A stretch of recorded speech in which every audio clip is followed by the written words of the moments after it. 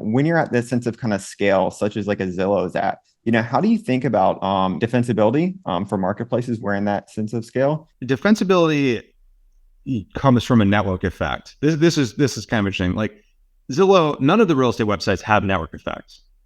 So if a listing on Zillow is viewed 100 times or 1,000 times or 10,000 times, it has the same quality. In fact, that same exact listing is on Redfin and Realtor.com and on Joe the real estate agent's website and Compass website and is viewed, 5 times, 10 times.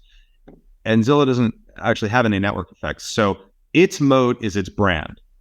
And that's what keeps the traffic coming back. And that is powerful. Brand can be a powerful moat, but it's not as powerful as the Uber network effect of a two-sided marketplace that a huge number of riders means it attracts a lot of drivers, which lowers the rate and lowers the wait time, and that improves the user experience in classic two-sided marketplace.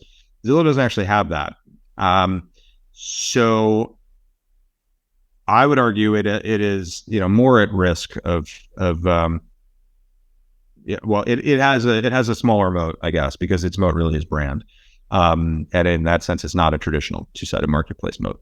Yeah. What about Pacaso? Do you think Pacaso is trying to build a moat and network effect around a community of co-owners. So we've just built out a swapping product. For example, like I own a Pacaso in Malibu. I own 1/8 of it, which is 6 weeks a year. In the Pacaso app, I can become friends with other friends of mine that own Pacasos. And I can, if I'm not going to use all 6 of my weeks, I can give up a week or two of time in my Pacaso to stay in one of their Pacasos. So right now we have thousands of owners. It's pretty cool. I know 12 owners, and one has a Pacaso in Cabo, and one has one in London, and one has one in Aspen, and et cetera. Eventually, hopefully, we'll have hundreds of thousands of Pacaso owners, and that will be a very strong network effect. We're not quite there yet. We're still, relatively new, but that is one way that we're trying to build a network effect. We also have a network effect around brand, but obviously that's not as strong a brand as Zillow, but in the luxury co-ownership space, it's really the only brand. But again, I think brand moats are really relatively weak as compared to true network effect moats.